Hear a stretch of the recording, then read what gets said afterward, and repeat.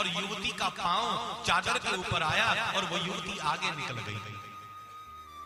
बादशाह ने कहा, अरे तू अंधी है क्या? तुझे मेरी चादर नहीं दिखती? मेरी चादर बिछी हुई है, इस पर पांव रखकर तू आगे बढ़ गई। और जब कहा तू अंधी है क्या, तो उस युवती ने पलट कर देखा। जैसे ही पलट कर देखा, कहा कि क्या कहा आपने? उस युवती ने कहा कि तू अंधी है, मेरी चादर बिछी हुई है, मैं खुदा को याद कर रहा हूं, नमाज पढ़ रहा हूं, तुझे मेरी चादर नहीं दिखाई देती? मेरी चादर पर तेरा पांव पड़ गया, तुझे दिखता ही नहीं। उस युवती ने कहा, क्षमा करें मानव, मैं तो अपने प्रेमी के ध्यान में मस्त थी, मैं तो अपने प्रेमी का ध्यान कर रही थी और उसके ध्यान में मैं इतना डूब चुकी थी कि मुझे चादर का ध्यान ही नहीं रहा। लेकिन क्षमा करना, आपके ध्यान से अच्छा तो मेरा ध्यान है। वो युवती कहने लगी उस बादशाह का कि आपके ध्यान से अच्छा मेरा ध्यान है। आप खुदा को याद कर रहे हो, लेकिन ध्यान आपका चादर के ऊपर है कि चादर पर पांव पड़ गया।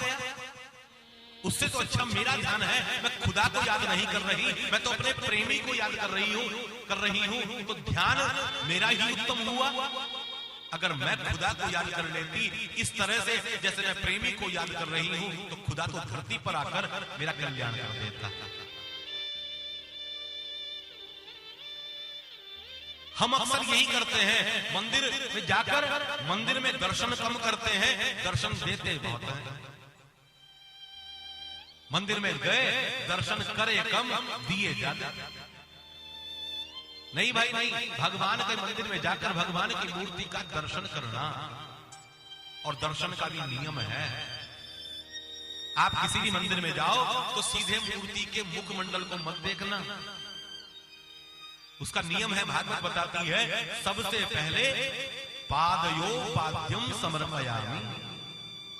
कर्मकांड सूत्र कहता है, जब हम नारायण को स्नान कराते हैं तो सबसे पहले जल चरणों पर डालते हैं, तो मूर्ति के सबसे पहले चरणों का ध्यान करना। अब आप कहोगे चरण तो ढके होते हैं वस्त्रों में, तो ध्यान ही तो करना है। आप जब चरणों का ध्यान करोगे तो संसार से आपका ध्यान हट जाएगा, फिर ध्यान नहीं रहेगा कि गैस पर क्या रखा है। वरना क्या होता है, हनुमान चालीसा भी होती है, जय हनुमान ज्ञान गुण सागर जय कबीर जन लोग जाकर, अरे दूध देख लेना जरा गैस पर रखा है।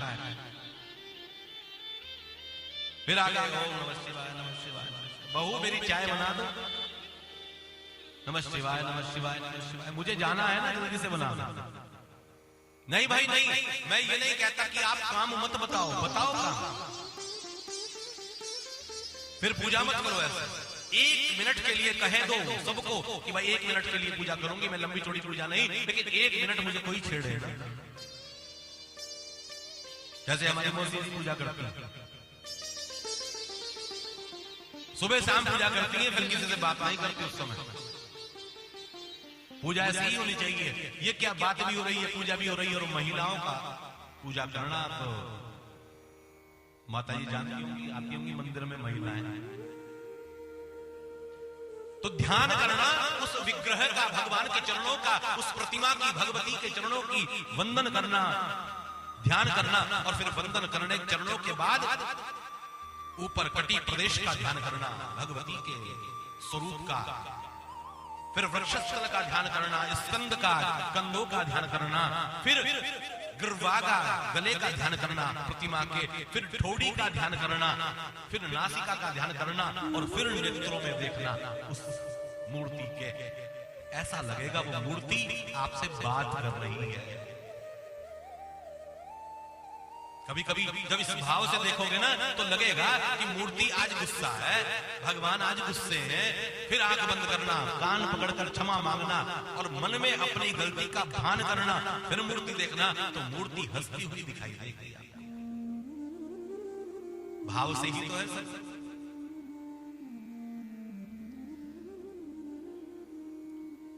भाव का भूखा हूं मैं,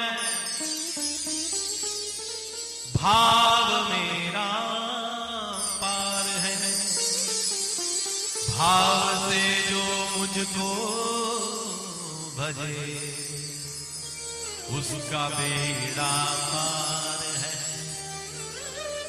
भाव से जो मुझको भजे उसका बेड़ा पार है। जो भाव से रखता है, अरे हम सब्जी मंडी में जाते हैं, हम किसी दुकान पर जाते हैं, हम कहीं भी जाते हैं, कपड़े की दुकान पर, मिठाई की दुकान पर, फल की दुकान पर जाकर क्या कहते हैं कि भाई ये सेब क्या भाव है, भाई ये कपड़ा क्या भाव है, सोना आजकल क्या भाव है और चांदी आजकल क्या भाव है। प्रत्येक जगह हम भाव ढूंढते हैं। तो भगवान कहते हैं प्रत्येक जगह तू भाव देखता है, तू मेरे पास आया है, तेरा क्या भाव है, किस भाव से तू मेरे पास आया है।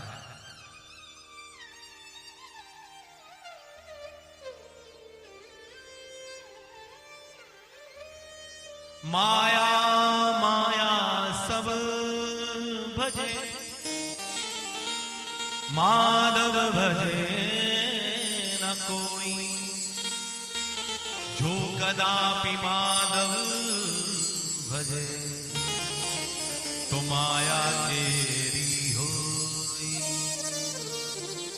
इसलिए इस मन को वृंदावन लेकर चलो।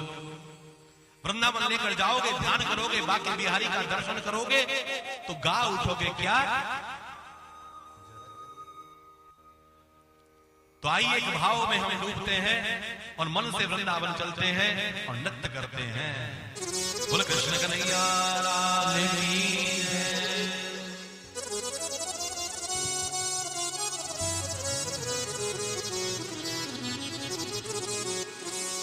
जरा चल के वृंदावन देखो,